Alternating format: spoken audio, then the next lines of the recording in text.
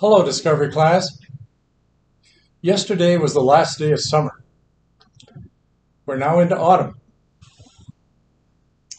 One of our class members lost their daughter to cancer the other week. The funeral service was held last weekend in our sanctuary, and I conducted the service, and the family and friends from all over Alberta were there. The personal tribute spoken by their family members and outsiders, including a doctor, were absolutely profound. Time ran out for me to pay a tribute. So what I prepared today, I'm going to share with you in the Discovery class, as well as the members of the family, the Hansons. So you tune in and listen with me.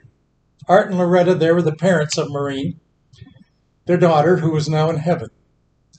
And I hope that the words that will comfort you and inspire you, not only as listeners, but as family, as God's word speaks to you. Maureen was a wonderful Christian. She grew up in this church. She attended Pioneer Girls, went to Young People's, was baptized, joined our church, and became part of the Brentview family. And then she went on to become a nurse. She married her husband, Dave. I did the wedding 42 years ago.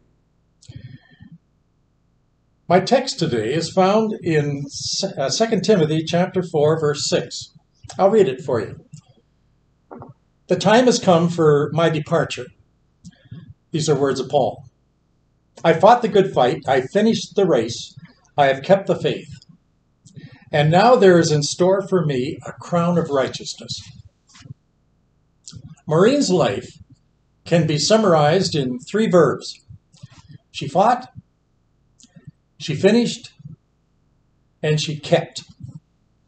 Let me explain. First, she fought the good fight. Now, the good fight in this text means reputation. It's your self-worth. There was never a better nurse in the Calgary Children's Hospital than Maureen Freeborn. That could be said, I think, by hundreds of her patients that she cared for over those many years. She nursed everything from a child's appendicitis to brain damage to a child in cancer. All of those spectrums she was part of. 200 years ago in the Netherlands, in Holland, that country produced an oil painter by the name of Vincent van Gogh. I'm very fond of that man because he and I have something in common. In his lifetime, he painted hundreds of masterpieces. But unfortunately, he never sold one. In all the paintings that he finished, he never got a dime for anything of his work. One day, he was so hungry, he knocked on a farmer's door and he asked the farmer if he would take one of his paintings for half a dozen eggs. The farmer agreed. 2 weeks later, Van Gogh came back to the same farmer with another painting, and again he asked for a half a dozen eggs. The farmer took him to the hen house, gave him the eggs, but he said to Van Gogh, "You keep your painting. As you can see, I didn't use your other painting. I used it over there above that hen's nest to fill a hole on the side of the barn. You just keep your painting."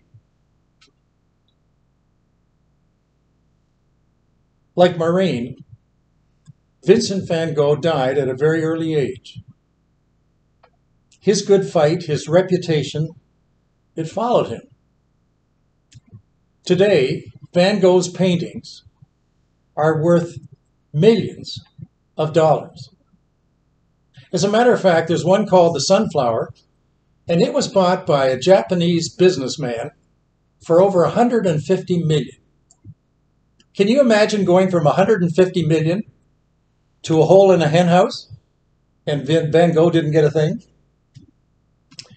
Maureen left us far too soon. Her value and her reputation is far beyond rubies, says the book of Proverbs. And as a family, you're going to be deeply saddened because you're going to sadly miss that young lady. The reason I have a soft spot for Van Gogh, he suffered a mental illness. And it was the worst kind, schizophrenia. It's an illness that has no cure. The mind suffers severe anxiety attacks, racing thoughts. You have no friends. Vincent's only friend was his brother Leo. He was older. You spend sleepless nights, endless wanderings the floor, talking to yourself, eating a meal and then holding a piece of potato on a fork and staring at it for 20 minutes before you swallow. You sit quietly in your room talking to yourself all day long. You go out at night, you don't tell anybody where you're going, but after a couple of days you show up again. You think ending it all would probably be the answer. What future have I got? Well, Vincent van Gogh, in his early 30s, committed suicide. He ended his life with a revolver. He started out in life as a preacher. He went to theology school in Holland, and he became a pastor. He pastored potato farmers over in Belgium. It was there that he was struck down with this wretched illness. And he left the ministry, and he decided he'd start painting. He had no training. He just picked up a paintbrush, he got himself an easel, he got some paint, and away he went, and he started his painting. But he only painted for 10 years. That's all he painted in his whole lifetime, and then he died. One of the last things that he painted before he died, he visited a small church up in northern France, just above Paris. He wanted the pastor to pray for him and remove the evil spirit that was tormenting him. He didn't know what schizophrenia was. The preacher turned to him away and he says, "No, I can't help you, young man. Away you go." He thought the young man was mad. Vincent went further with the preacher and he said, "Would you have a place for me to stay? I don't have a place anymore where I can stay." "No," said the priest, and he sent him off. Vincent left. But one of the last paintings he did, he painted a picture of that church. He darkened the windows. He took some of the windows out. And he did that because he wanted that church to show what its real testimony was because of the priest, because they never let any light in. All Vincent wanted was somebody to comfort him and talk to him and care for him. Go. You're mad. We don't do that sort of thing in church. That's not our business. It's not. We do that at our church. This pastor does it. I've never turned anybody away. I have that print of that painting of the church in my office. And I stare at it all the time. Because I want to look at the painting and say, "Is that you, Kernahan? Are you the pastor and you turn these people away? Do you let any light into your talks? When you're all done, do they think they understand what the Bible is saying? Does it make any sense at all?" I brought the painting with the rendering, and I want to show it to you. Here it is. Can you see that? I'll move it over here on this side. Can you see the painting? There are the steps going up. But he's blanked in all of the windows. And some of the windows he's left out. And as a result, many don't know, but this painting was perhaps the greatest thing he ever painted because it told the inside of what he was as a man. The reason I keep it, because I have a son. We have 3 kids. My middle son has schizophrenia. He lives with Mary and I. He's in his 50s. He's single. He's a very gifted violinist. He has no friends. Everything I described in describing Van Gogh applies to my son. We face it every day. But when I talk, I'm always his friend. I never turn my son away. And our home has become his home. He will always have food, he'll always have a bed, and he'll always be loved.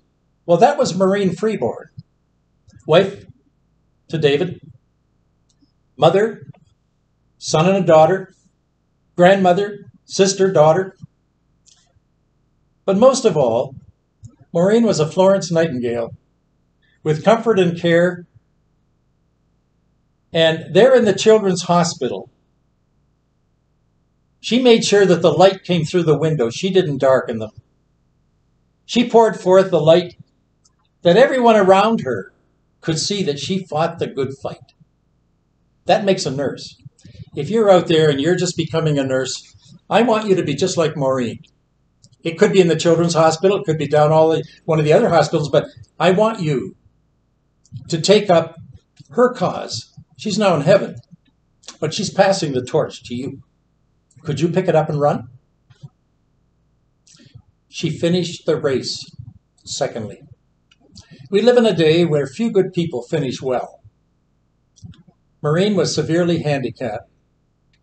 17 years before she died, she was on dialysis. She had a kidney failure. Her mother, Loretta, she got in line to see whether or not there would be a match. There was a perfect match. Loretta, at the age of 69, her mother donated a kidney, and that kidney was in Maureen when she died. But she didn't die of kidney failure. She died of cancer. Long before her time should have been. Rudyard Kipling, he's buried in the Poets' Corner in Westminster Abbey in London. I've been there. I've seen him. He rests between Thomas Hardy and Charles Dickens. Like Maureen, he suffered deep hardship, physically and morally and mentally. Maureen was a solid brick. She never complained. She never complained about her excruciating cancer pain. She didn't want you to feel sorry for her. She was above that. She even carried Dave, her husband, and she carried her kids. Don't worry about me. You'll be fine. She finished the race. In the midst of Kipling's final lap in his life's journey, he wrote something that I think Maureen could identify with, because as he wrote it, he was telling his journey of his suffering and his pain, but it's very profound. Can I read it to you? If you can keep your head when all about you are losing theirs and blaming it on you, if you can trust yourself when all men doubt you, but make allowance for their doubtings too, if you can wait and not grow tired by waiting, or being lied about and keep your silence still, or being hated, don't give way to hatred, yet don't look too good. It's your reputation you fill. If you could dream and not make dreams your master, and if you could think and not make thought your aim, if you could meet with triumph and disaster and treat these two impostors the same, if you could bear to hear the truth you've spoken, twisted by thieves to make a trap for fools, or watch the things you gave your life to broken, and stoop to build them up again with worn-out tools. If you could make one heap of all your winnings and risk it on one bet of some old hoss and lose, and start again at your beginnings and never breathe a word about your loss. If you can force your heart and nerve and sinew to serve your turn long after they are gone, and so hold on when there's nothing left within you but the will which says, keep on. If you can speak to crowds and keep your virtue, or walk with kings nor lose the common touch. If neither fools nor loving friends can hurt you, if all men and women count with you, but none too much, if you can fill the unforgiving moment with 60 seconds worth of distance run, yours is the earth and everything that's in it, and which is more, you would be Maureen Freeborn and won. Maureen fought the good fight, she finished the race, and she kept the faith. Maureen had something deep inside that few people have. She had a faith, a deep faith. She never let go of it. But it came honestly to her because she got it from her mom and dad, and she got it from her husband, Dave. As a nursing care giver in life, she was a Mother Teresa. She poured her soul into all those children that came year after year after year in one of the largest children's hospitals in Western Canada, here in Calgary. Over in China, 2 years ago, Maureen shared a kindred spirit with a doctor she didn't know, but they were both right on the front line dealing with illness, and they're dealing it with all their heart. But they each had a faith. The faith that Maureen had, that doctor in China had the very same faith because they shared it together in heart. His name was Dr. Li Wen. In his hospital, 2 years ago in the middle of China, he had 6 patients under his care. And they contracted an illness that he didn't understand. He watched these 6 patients go through fever, nausea, diarrhea, vomiting, every piece of medicine and everything that he had learned to fight that illness didn't work. He had never seen it before. He used every treatment that he had learned in med school, but it didn't work. These 6 patients got sicker and sicker and sicker, and finally all 6 of them died. Tragically, Dr. Wen, he contracted the same illness. He warned the Chinese Medical Society of its severity and danger. They told him to keep quiet. The Chinese government, they sent all their specialists. And they said, the only way we can keep this man quiet, he's going to talk too much, put him in jail. So they did. Dr. Li Wen went to jail. He had a young wife who was pregnant that he never saw again. He died. And you're saying, well, what did he die of? He died of COVID-19, what you and I are facing right now. 1,700 yesterday in Alberta. A young girl at the age of 18 died. Our hospitals are packed. If Maureen were still alive and she were at Children's Hospital, she probably wouldn't have a day off because our frontline workers are exhausted. But you know what Dr. Li Wen did? They couldn't keep him quiet. There on his hospital bed as he was dying, in the prison, nobody seeing him, nobody cared. He pulled out his iPad and he wrote this note. And it was really his note diminutus, his parting phrases. Listen to what he said. Goodbye, my dear ones. Farewell, Wuhan, my hometown. Hopefully, after this disaster, you'll remember someone who tried to tell the truth. Hopefully, after the disaster, you'll understand and learn what it means to be righteous. No more good people should suffer from endless fear and hopeless sadness. I have fought the good fight. I have finished the race. I have kept the faith. Now therefore, there's in store for me a crown of righteousness. That's all he wrote.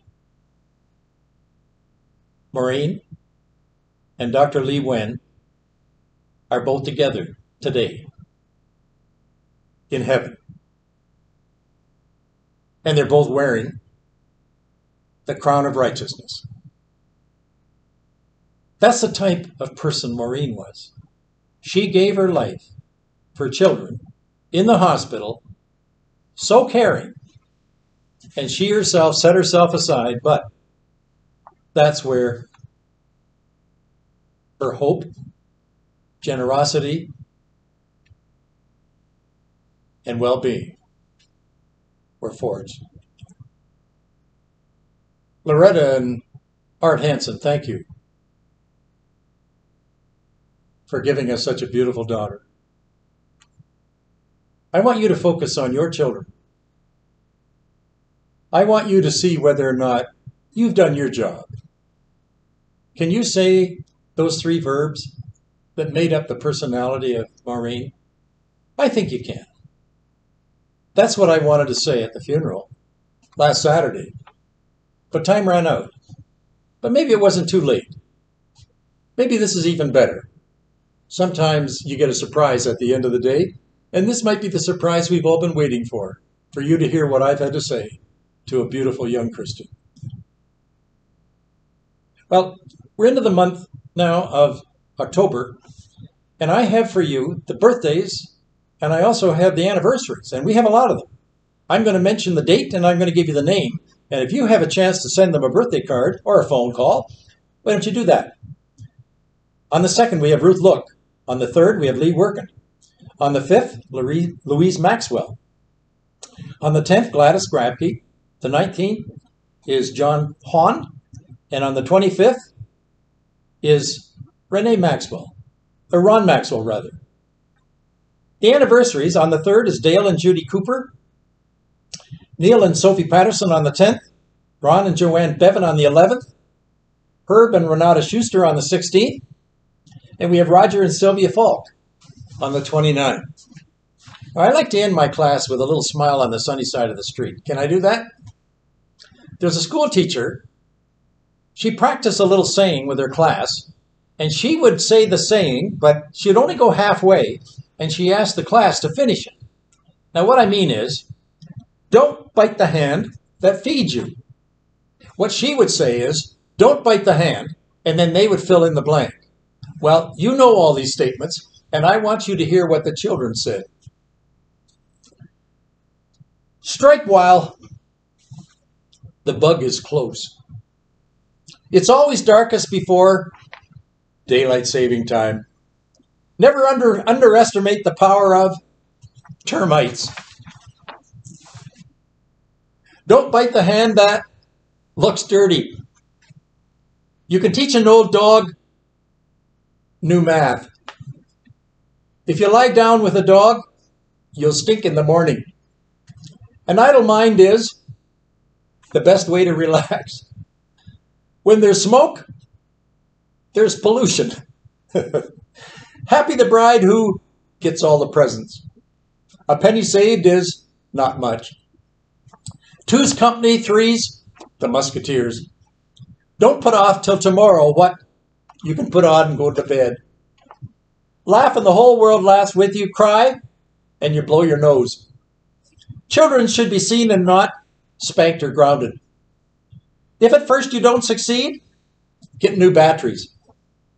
You get out of something only what you see in the picture on the box.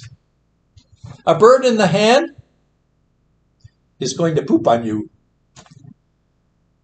Better late than pregnant. Aren't those cute? Okay, the clock on the wall is past. It's time for me to say goodbye. Come on back next week. I'll be watching for you. Thanks for joining me today.